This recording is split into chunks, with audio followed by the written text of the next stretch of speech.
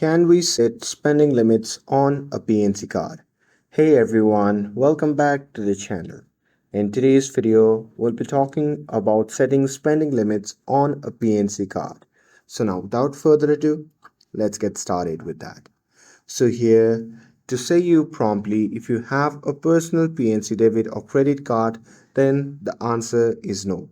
You can't set custom spending limits because your limit is based on your account balance and credit limit. But you can, however, use PNC Easy Lock to temporarily block your card if needed. But if you use a PNC business credit card, then the answer is yes. Admins can set spending limits for employee cards.